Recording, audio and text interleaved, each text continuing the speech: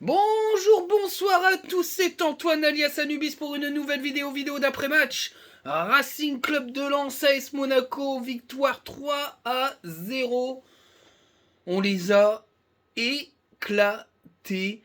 C'est le match, je pense, le plus abouti de la saison. C'est une des plus belles soirées que j'ai passées à Bollaert. C'est une des plus belles équipes que j'ai vues à Bollaert. Euh, il faut savourer ce moment. Il faut savourer ce moment. Je pense que ceux qui étaient au stade, les chanceux qui étaient au stade, parce qu'aujourd'hui beaucoup aimeraient y être, doivent mesurer le moment qu'ils ont passé. euh, un moment qui va être gravé dans l'histoire de ce club où on a vu une équipe de Ligue des Champions tabasser Monaco. Moi je le dis clairement. Euh, Ce qui est assez amusant, c'est de revoir le replay et de voir l'émotion, le respect, l'admiration des consultants et des spécialistes foot de la chaîne Prime Video. Alors c'est pas parce qu'ils ont fait des louanges que je dis ce que je vais dire, mais je trouve que comment dire la couverture du foot sur Prime Video, c'est quand même de très haut niveau. Ils ont repris les bonnes choses de téléfoot et je pense qu'ils les ont encore améliorées. J'ai d'ailleurs une pensée pour Samuel Olivier qui vit le foot, vraiment, qui est un amoureux du foot. Moi, quand je vois ses yeux qui pétillent, un peu, voilà, un petit peu humecté, je me dis que le mec a pris son pied et qu'on a tous pris notre pied. Il l'a clairement dit, il n'y a pas de supporterisme là-dedans, il est neutre. Mais quand il dit avec émotion, on a envie de voir, d'entendre l'hymne dans ce stade. Je pense qu'il y a beaucoup aujourd'hui d'amoureux du foot hors supporters de Lens qui pensent la même chose. Euh, j'ai pas beaucoup dormi, je vais vous le dire, clairement. Parce que j'ai revu le match en rentrant, je suis rentré assez tard. Et je discutais avec d'autres fans d'autres clubs qui disaient vous avez de la chance. Mais pas que. Parce que il n'y a pas de hasard. Et aujourd'hui, si on en est là, c'est grâce à un homme, déjà à la base, un homme dont on parle très peu, et bon, j'en parlerai après, c'est Joseph Ogourlian, qui aujourd'hui a construit un club qui était en ruine et en a fait une des plus belles vitrines du football français en termes de jeu, d'organigramme, de mercato, de rapport aux supporters. Il est en train de construire un écrin dans lequel le football est en train de devenir quelque chose de magnifique. Euh, Moi, je suis assez ému de me dire aujourd'hui que on a eu la chance à un moment donné où on était dans les ténèbres de croiser un gars qui est tombé amoureux d'un club dont plus personne n'en avait rien à foutre, voilà, qui ne servait qu'à faire des audiences sur les matchs de Ligue 2, faut le dire, et de l'avoir rebâti. Et on n'en parle pas beaucoup de Joseph Ogourlian parce qu'il y a pas mal de polémiques entre certains du FC Elite et lui, parce qu'il veut mettre en place certaines mesures pour encadrer certains groupes de supporters et ça passe pas, mais bon, enfin, pour moi je trouve ça logique, mais bon. On reviendra un peu sur la mini polémique des feux d'artifice, mais enfin ça c'est pareil, c'est représentatif d'une frange des supporters qui aujourd'hui vont à un moment donné poser le problème euh, de l'opposition entre la modernisation du club et ces esprits un peu étriqués en mode utopie du RC Lens, mais j'y viendrai après. Mais en tout cas, chapeau, chapeau l'artiste. C'est magnifique. Il n'y a rien à dire d'autre. On va commencer par le 11 de départ avec Brice Samba dans les buts. Le trio légendaire Gradit, Danso et Medina au milieu de terrain. Seko Fofana et Jean Onana. J'y reviendrai après, je ferai une spéciale Onana. Il faut, hein, je suis obligé. À droite, Frankowski. À gauche, Machado. Et au milieu de terrain, Sotoka, Thomasson Et Loïs Openda en pointe. Qu'est-ce que j'ai pensé de ce 11? C'était le 11 attendu. Hein. Malheureusement, je pense que c'était logique que Fujini fasse les frais de l'absence d'Abdul Samed parce que il fallait absolument pouvoir laisser Thomasson dans ce rôle un peu de Sotoka, en fait, au final, avec un Sotoka un petit peu plus dans un rôle de passeur, d'orienteur. Puis au final, on s'est rendu compte que les deux étaient capables de le faire, mais c'était logique que Fujini fasse les frais de ses choix. Après, il peut largement démarrer le match prochain face à Toulouse. Il y a pas de, enfin, je veux dire, il peut tourner entre ces trois joueurs, entre Sotoka, Thomasson et Fulgini. Les autres milieux de terrain sont largement loin derrière. Je suis pas sûr qu'on revoie Pereira da Costa titulaire avant un moment, et ni Alexis Claude Maurice d'ailleurs. Et puis Openda en pointe parce qu'il a franchi un palier et que c'est le seul attaquant qui tient la route de toutes les façons, puis qui est valide. Donc, enfin valide. Ça est revenu dans le groupe, hein, c'était la bonne nouvelle. Je pense qu'il a envoyé un message à son coach en N3 dès le premier match où il était en jambes, il fait un penalty, une passe décisive, il a été bon. Les retours ont été très bons. Je pense que Franck Hayes a voulu tout de suite envoyer un message à Buxan en disant t'es mopé, c'est bon, tu viens. Et je pense que c'est très bien. Et c'est le 11 attendu. Voilà, c'est le 11 attendu. On va commencer par les notes tout de suite. La note de 7 à Brissamba. Bah ouais, il fait un bon match, Brissamba. Il n'a pas eu grand chose à faire en première mi-temps. Ses relances étaient de très bonne facture. Pendant les 15 minutes, ou enfin, pendant les 15 minutes où on a un petit peu flotté en fin de match, où Monaco a eu un sursaut d'orgueil, bah, il fait deux parades.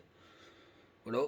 Donc il fait son match au final. Hein. Il y a aussi clean sheet parce qu'il gagne son duel face à Ben Yedder. Voilà. Il est bien placé dans ses sorties, il bouge bien les angles, ça force les attaquants monégasques à essayer de prendre des risques dans leur frappe et de frapper à côté. Donc voilà, moi je trouve que c'est un bon match.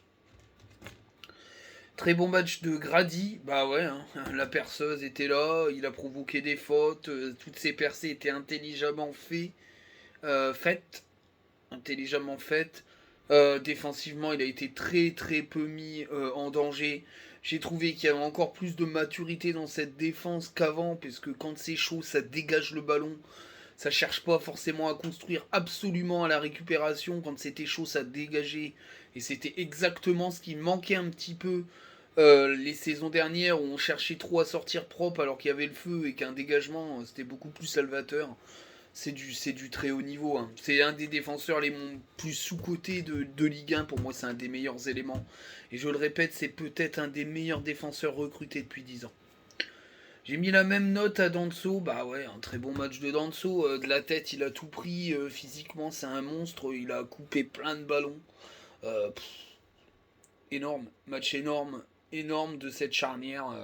Y a rien à dire. D'ailleurs, c'est la même note à Medina. Hein. C'est la même note à Medina qui a encore une fois fait un match très propre, très peu de coups. Je trouve qu'il a épuré un peu son jeu de buffle argentin. Les passes sont très bonnes. Il a apporté aussi à la Grady. Vraiment, il s'est mis au diapason de Grady. Les deux ont à peu près cette façon-là de percer.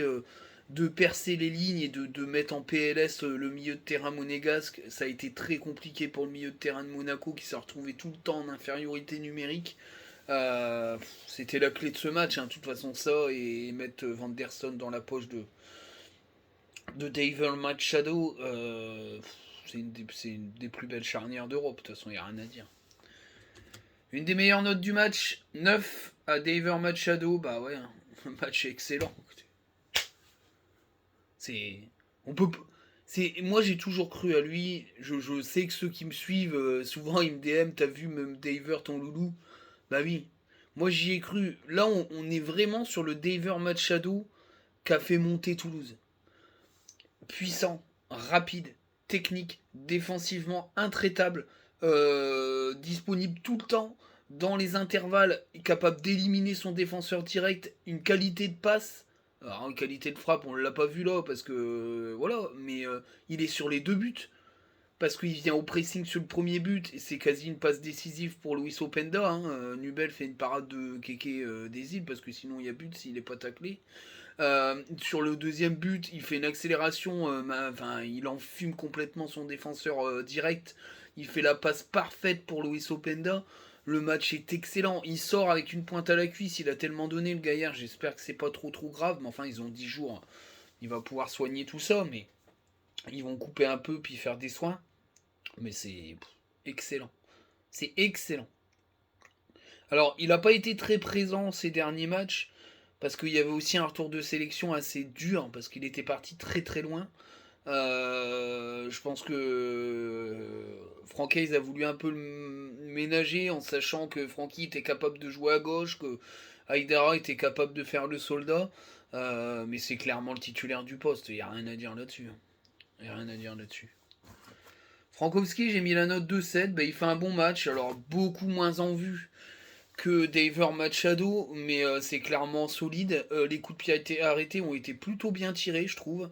Une fois n'est pas coutume. Enfin, ça fait 2 fois de suite là qu'il les tire bien, donc c'est bien. Il faut qu'il progresse. C'est une saison de très bonne facture de la part du Polonais. Voilà, il montre pas mal de choses et puis défensivement, il a été très présent.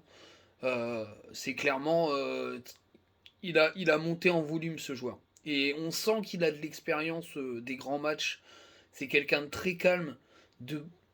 Il est expressif, mais il est capable de tout maîtriser vraiment au niveau émotion. Et on sent que le fait qu'il est international polonais, qu'il a une Coupe du Monde dans le nez, qu'il s'est installé clairement dans la sélection polonaise, ça lui donne un supplément, quelque chose qui pourra servir pour la Ligue des Champions. Mais comme je le dis, il est très suivi en Allemagne. Il y aura des méga attaques sur l'effectif lensois, mais ça ne peut être que du positif. J'y reviendrai en fin de vidéo, mais cette équipe-là est la base du renouveau de ce club. Parce que ces joueurs-là sont devenus des valeurs marchandes monstrueuses, que s'il reste, c'est du positif, et que s'il part, on a des énormes chèques, et ça, j'en parlerai après un peu plus précisément, mais voilà. Dans tous les cas, il faudra être content. Voilà. J'ai mis la note de 7 à Jean Onana. Voilà. Respect. Respect, Jean. Bon match. Il a fait les choses de manière simple à la récupération. Il était là. Il s'est bien proposé entre les lignes. Les passes étaient propres, carrées. Voilà. Match de bonne facture. Chapeau bas. J'étais le premier à lui chier sur la gueule, faut clairement le dire. Faut l'assumer quand c'est comme ça. Et il m'a fait fermer ma tronche, clairement. Je veux dire, alors, attention, dans les tribunes, j'étais pas le seul. Je veux dire, on discutait, tout le monde était inquiet d'Onana. Mais clairement, il a rendu une bonne copie. Faut qu'il s'inspire de cette copie-là pour les 2 prochains matchs. J'étais vraiment sceptique. Mais clairement, là, il a fait un bon match. Après, c'est pas. Voilà, c'est un match. Il a fait une copie propre. Il n'a pas cherché à faire des choses compliquées. Il les a fait simplement. Et c'est ce qu'on lui demandait. Pour les trucs compliqués, il faut laisser ça à ses co. mais c'est bien. Voilà, c'est bien. Ça fait du bien. Il a été rassurant. Et ça, c'est très important pour moi. Donc c'est bien. Tant mieux. Mais ça change pas tout le background que j'ai dit par rapport à son recrutement, tout ça, mais ça n'empêche qu'il a fait un bon match. Et que quand c'est comme ça, tu fermes ta gueule, et puis c'est tout. Donc. C'est Fofana, très bon match, très bon match. Alors il doit haïr les poteaux, mais je le soupçonne quand même d'être assez précis. Moi j'ai l'impression qu'il vise quand même les poteaux pour essayer d'avoir des frappes qui soient très difficiles à prendre pour les gardiens, parce que pour frapper autant de fois la barre aussi précisément, c'est qu'il la vise. C'est pas possible autrement. Il a fait une très bonne partie, je l'ai trouvé très en jambes. Il a été assez simple, je trouve, dans ses prises de balles, dans ses décisions. C'est ce que j'aime chez lui. Quand il joue techniquement et simplement, et il l'a fait, et c'était très beau. Il aurait mérité un but, bien sûr. Il a eu pas mal d'occasions. Il a tenté de faire sa spéciale, mais bon, ça marche pas toujours, mais voilà, il aurait pu aussi décaler Openda pour un triplé, mais c'est normal qu'il tente aussi de frapper, on va pas sanctionner la prise de risque. C'est franchement un très bon match de sa part. Je le trouve de plus en plus en forme. J'ai quand même l'impression que le staff de Laval, là, alors Bessières, là, comment dire, là, comment dire, Bessières avant de partir à Nice, il a dit qu'il faut prendre de Laval, hein. C'est lui qui a soufflé le nom, hein. Bah, je trouve qu'il a fait une bonne chose avant de partir, c'est déjà ça.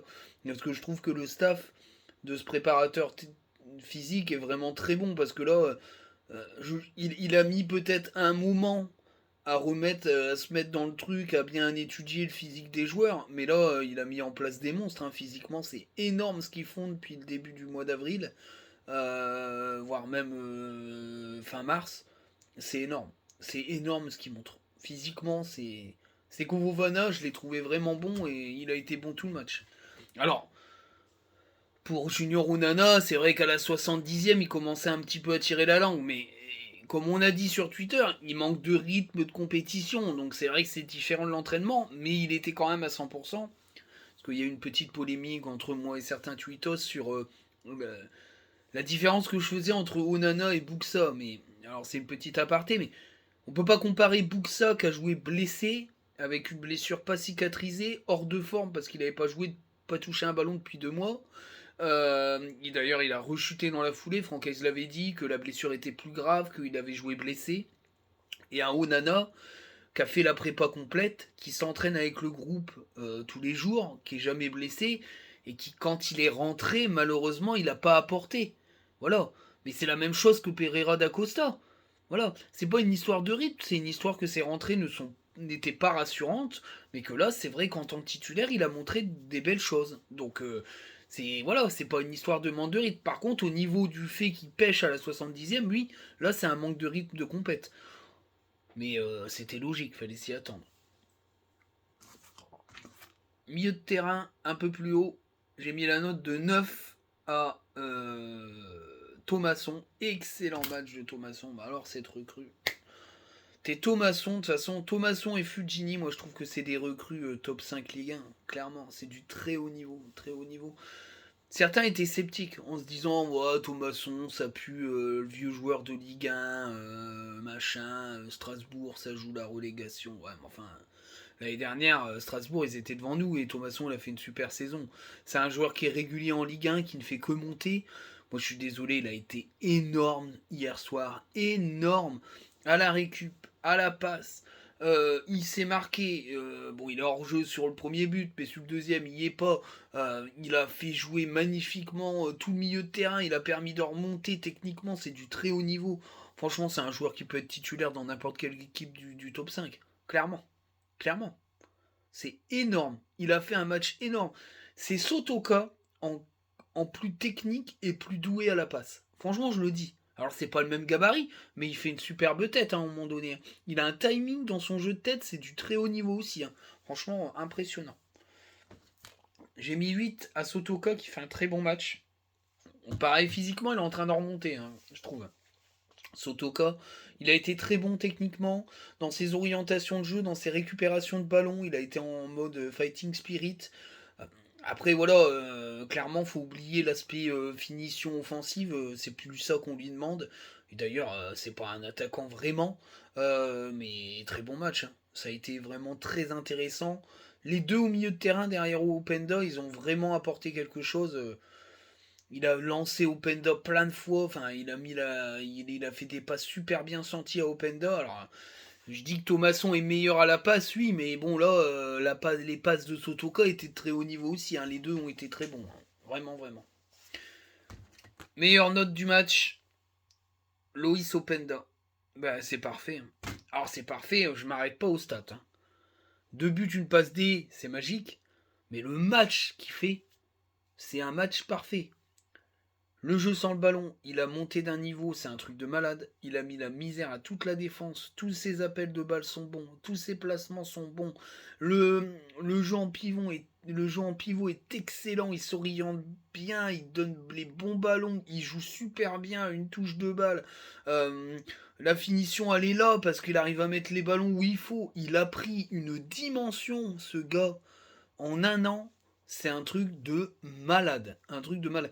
Faut quand même se rendre compte qu'il est en train d'égaler, voire dépasser Georges Lèche, c'est-à-dire plus de 17 buts en 32 matchs, je crois. Ça doit être, soit il égale Georges Lèche, soit il le dépasse. Le mec rentre dans la légende des attaquants lensois en une seule année à 23 ans. C'est exceptionnel. Il va bientôt dépasser Roger Boli. Il a 3 buts de Roger Boli, il reste 6 matchs. Il va le dépasser. Il va le dépasser. Moi j'en suis persuadé. Il va le dépasser. C'est un truc de malade. Par contre, c'est ce que je disais tout à l'heure pour la défense. Il va y avoir du monde au portillon cet été. C'est obligé, un attaquant de ce niveau-là, il va y avoir des attaques de malade. Mais bon, après, voilà, c'est. Faut en profiter des joueurs et se dire que des trésors de guerre, ça nous pourrait nous faire monter en l'air un truc de malade. Voilà, ou les conserver pour jouer au moins une saison de Ligue des Champions de toute façon. Mais là, on a valorisé un effectif, c'est un truc de malade. Les remplaçants, j'ai mis la note. Alors, attends, les remplaçants, qui est rentré le Cardinal, déjà, je ne l'ai pas noté parce qu'il n'a pas touché beaucoup de ballons. Fujini, j'ai mis la note de 7 à Fujini. Moi, je trouve qu'il fait une bonne entrée. Il a fait 2-3 accélérations, 2 belles orientations de ballon. Dès ses premières prises de balle, tu trouves qu'il y a. En fait, il fait une bonne entrée parce qu'il n'y a pas eu de perte de niveau. Tu sors Thomasson ou Sotoka pour Fujini, t'as le même niveau sur le terrain. Et ça doit faire très mal à l'adversaire. Parce que quand tu tapes un Thomasson et un Sotoka tout le match, et qu'à la 70e te rentre Fujini qui pète le feu, tu te dois dire putain j'en ai ras le cul. Franchement c'est ça. Et ça veut dire que t'as un bon effectif. Clairement, à ce niveau-là au milieu de terrain, t'as un très bon effectif. Quand ton adversaire se dit putain, ah ouais quand même, voilà, t'as tout gagné. J'ai mis la note de 6 à Idara, il fait une entrée correcte, après à un moment donné il se fait prendre, mais sinon il a une occasion de but, il se projette à la Daver Machado, donc c'est bien je trouve. Il fait une entrée correcte, une entrée de soldat, une entrée d'Aidara avec le respect qui va avec, même si c'est pas un piston, je le rappellerai toute ma vie. Mais bon, il dépanne, voilà. De toute façon, c'est un axe de recrutement, un piston gauche. Clairement. Si Frankowski venait à partir, il faut recruter un piston gauche parce que t'as Cabot qui revient. Le Cardinal qui est quand même là, même s'il fait pas une saison mirobolante. Mais comme on a dit, il y a Van Den Kerkhoff qui est fortement visé par le Racing Club de Lens de Bastia, qui peut sûrement avoir une place dans la rota de piston droit. Voilà, je pense que le poste de piston gauche est un poste qu'il va falloir doubler pour avoir 2 pistons gauche de haut niveau. J'ai mis la note de 6 à Poreba. Écoute, moi j'ai trouvé son entrée intéressante. Voilà. Alors après, on va me dire, il suce toujours le. Non, non. Il rentre. Toutes ses prises de balle ont été vers l'avant. On se le disait en tribune. Après, je dis des trucs, mais je relaye aussi un état d'esprit dans la tribune parce qu'on discute quand même. Toutes ses prises de balle vers l'avant. C'est-à-dire contrôle vers l'avant, la passe vers l'avant, hop, orientation vers l'avant. Il s'est pas caché, il s'est montré, il a pris les intervalles comme Onana. Moi je trouve que c'est intéressant et il a remplacé Onana. Donc ça veut dire peut-être dans l'esprit de Francaise, il va pouvoir le mettre plutôt du côté de Salis Abdoul Samed, qui lui laissera 2 options. Mais en tout cas, moi je trouve que l'entrée est correcte. 6 à Buxa, pareil, moi je trouve que l'entrée est correcte. Pour un gars qui n'a pas joué depuis 1000 ans, il est allé au duel, il a gêné la première relance, il fait 2 fautes, mais il est pas loin de récupérer le ballon. Avec un petit peu plus de justesse dans la récupération, il récupère les ballons. Physiquement, je l'ai trouvé vachement puissant, vachement élancé. De la tête, c'était marrant parce qu'il a eu 2-3 ballons, il a pas eu de bon timing de la tête, mais faut lui laisser un peu de temps. Mais franchement, c'était assez intéressant, quoi, parce qu'il est capable de mettre le pressing. Il aura du temps de jeu. De toute façon, Saïd, il reprend doucement la course, donc il sera pas là pour Toulouse, il sera sûrement pas là pour Marseille. Il va faire partie du groupe, je pense. Là, il y a 10 jours entre Lens Monaco et Toulouse. Sur les 10 jours, ils vont pouvoir faire un spécifique sur lui. Est-ce qu'il va jouer un petit match entre deux pour qu'il ait le rythme? Je sais pas. Mais en tout cas, voilà, c'est intéressant. C'est vraiment intéressant pour lui.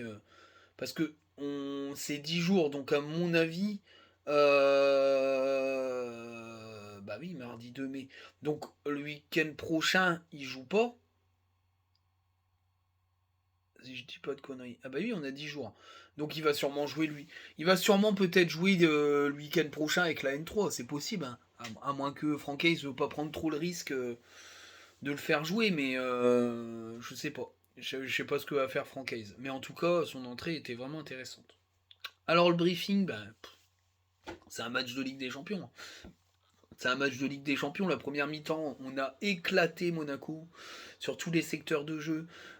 Ils ont même pas gagné ils ont gagné moins d'un quart de leur. Bon, je dis une connerie. Ils ont gagné moins de 40% de leur duel. C'est une misère. C'est une misère. Et puis les passes réussies, c'était une misère non plus. Ils ont rien réussi à produire. Ben Yedder, il n'a pas touché un ballon dans la surface. Et quand je dis pas toucher un ballon dans la surface, il n'a pas touché un ballon dans la surface de la première mi-temps. Enfin, quand c'est comme ça, tu peux rien faire.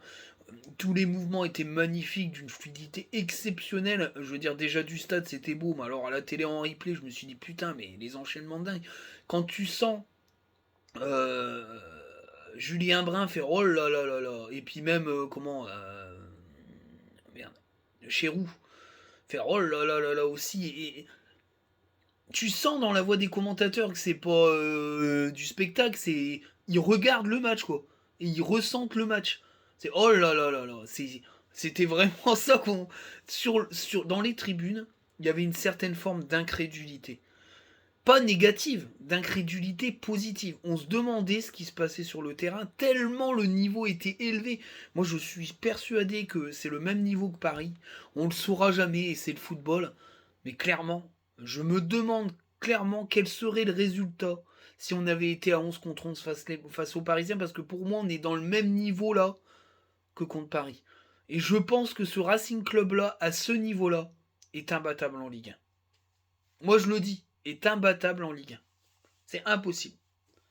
On est injouable. On a été injouable toute la première mi-temps. Openda fait un doublé éclair. S'il y a 3-0, voire même 4-0 à la fin de la première mi-temps, il n'y a rien à dire.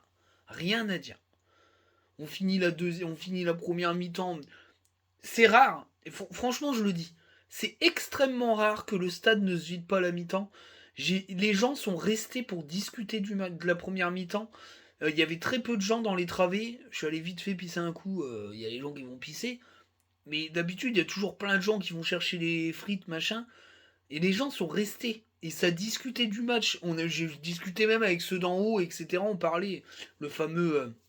Il se reconnaîtra, celui qui crie assassin et tout. Les mecs parlaient entre eux. Des fois, ça communique pas forcément beaucoup entre voisins dans la tribune. Parce que des fois, les abonnés, ils en revendent. Et c'est des gens qui viennent voir le match, qui sont pas toujours là.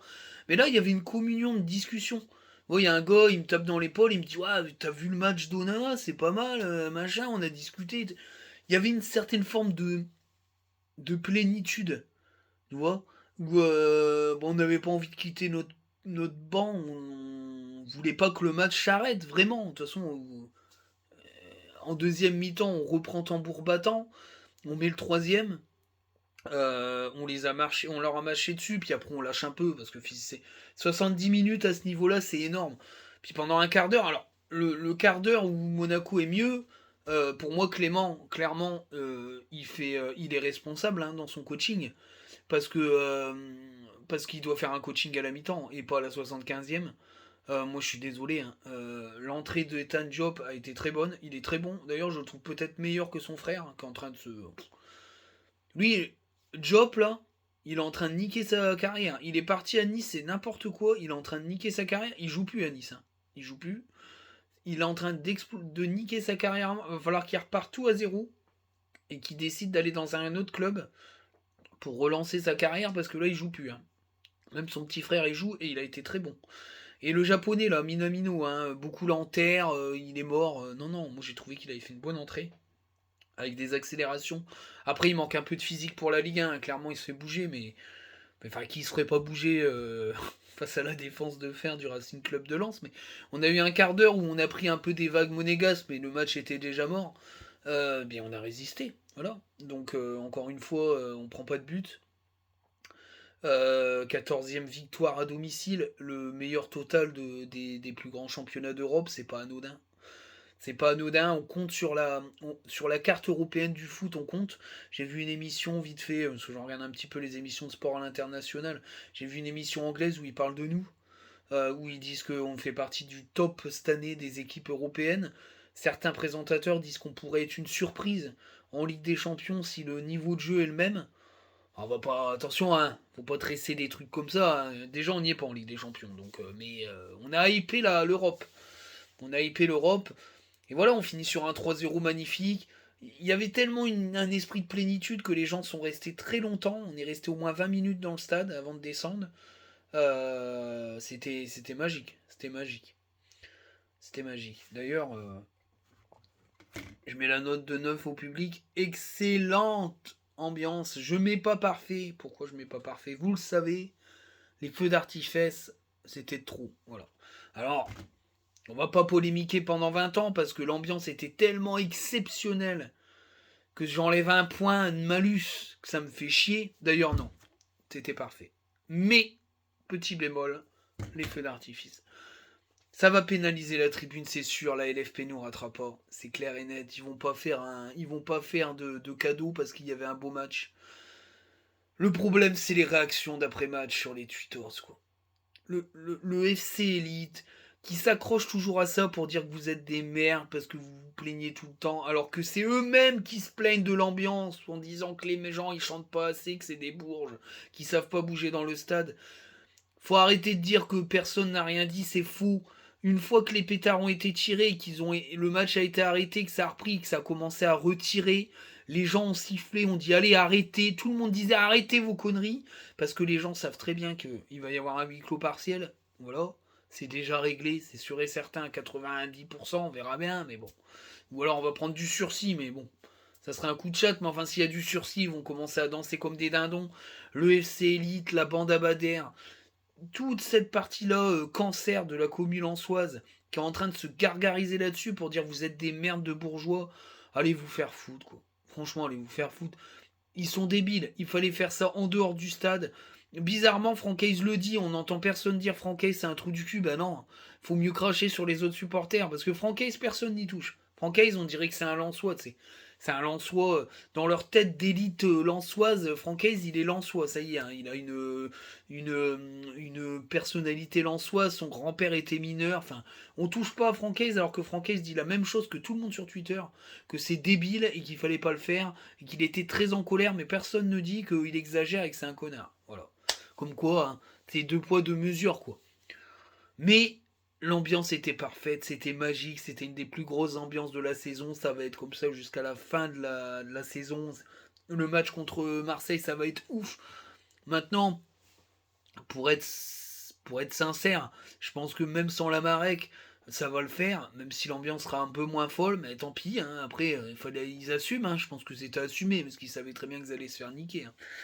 Il y a eu d'ailleurs une blessée, hein, parce qu'il y a une gamine qui a pris des éclats de pétard et qui a été évacuée, parce que c'est hyper dangereux d'utiliser ce type d'engin explosif dans une enceinte où il y a des murs, c'est débile, des plafonds, enfin bref, vous m'avez compris, c'est complètement con, mais sinon les pyros c'était nickel. Les pyros, tu t'arrêtais aux pyros, personne n'aurait rien dit. Je pense, personne n'aurait rien dit, c'est les pétards qui gênent, voilà, c'est tout. C'est le petit coup de gueule, mais c'est pas dramatique, on va pas niquer tout le match, toute cette atmosphère exceptionnelle avec ça, mais il faut quand même le dire. Voilà, c'est une prise de risque un peu débilos. La conclusion, bah, c'est qu'on est deuxième pour le moment, en attendant le match de ce soir de Marseille face à Lyon, qui a beaucoup de pression, qui va devoir aller l'emporter à Lyon. Hein. Faut aller gagner à Lyon pour être deuxième. S'ils en sont capables, c'est qu'ils méritent d'être deuxième, faut clairement le dire aujourd'hui, parce que Lyon est une équipe quand même en forme. Maintenant, nous, on a fait le boulot à eux de faire le leur. La projection, bah, c'est Toulouse. Alors, on ne sait pas quel type de Toulouse on va avoir. Il y a une finale de Coupe de France, hein, clairement. Montagnier, je pense qu'il va mettre un 11 qui va tenir la route, mais il va quand même pas il va quand même pas prendre le risque d'aller blesser des joueurs face à une Coupe de France qui va amener un trophée. C'est exceptionnel, c'est un trophée exceptionnel. Donc, bah, moi je suis montagnier, je préserve mes forces, quoi. Et je pense techniquement que Lens va mettre peut-être la pression physique pour que les joueurs lèvent un peu le pied. Donc voilà, mais bon. C'est mon avis personnel, mais c'est un match, si on le prend par le bon bout, Ça peut faire, ça peut le faire. Ça peut le faire. Euh, je voulais conclure par ça. Il faut se féliciter de cette saison. Il faut se féliciter des 3 ans.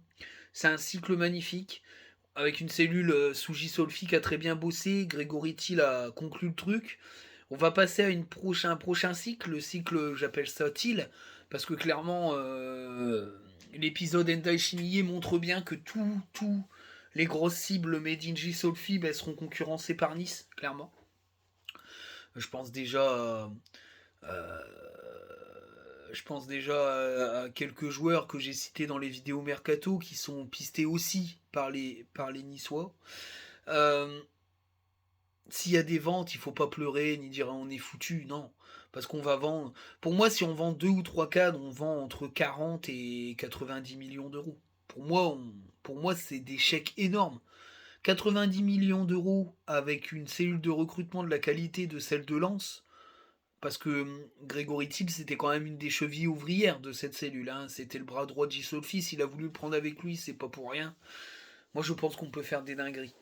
Alors, la petite info, et Ivan Sorin l'a confirmé un petit peu, c'est Abdoulaye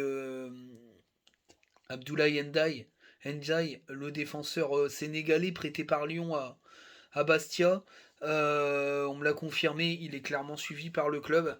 Il est titulaire indiscutable à Bastia. C'est un défenseur central de haut niveau. Il a explosé à Bastia. Alors est-ce que Lyon va s'en séparer ou est-ce que Lyon va vendre? De toute façon, ils vont devoir vendre pour rebâtir un effectif capable d'aller chercher une place en Coupe d'Europe parce que clairement aujourd'hui, les Lyonnais n'ont plus rien. Ils vont devoir tout redébâtir à zéro avec un Laurent Blanc qui va vouloir mettre la main sur le mercato. Il va sûrement faire partie des éléments qui ne seront pas retenus ou Laurent Blanc va vouloir le retenir, mais en tout cas, il est suivi. T'as un défenseur très costaud, très puissant, très bon relanceur, qui gagne la majeure partie de ses duels. C'est clairement c'est clairement un profil au trio légendaire, hein, clairement. Et ça donne aussi une vision de ce que va faire Lens, c'est-à-dire qu'ils vont essayer de chercher des éléments de très haut niveau de Ligue 2 ou de Ligue 1. On n'est plus sur du joueur du soldat, on va être sur du très bon joueur. Et ça, c'est plutôt positif. J'en avais pas parlé dans la vidéo parce que j'avais pas eu l'info, mais on m'en l'avait glissé et j'ai vu le tweet derrière d'Ivan Sorin. Donc j'ai refait un tweet pour dire que c'était vrai aussi. Donc voilà, on va avoir un mercato très intéressant, je pense. Très très intéressant. Ben, j'espère que la vidéo va vous plaire. Je vous dis à très bientôt. Prochain match face à Toulouse. D'ici ce temps-là, prenez soin de vous. C'est bientôt les beaux jours, même s'il pleut chez moi dans l'Aisne. Il doit pleuvoir aussi chez vous plus haut. Et puis ailleurs en France. Ciao à vous!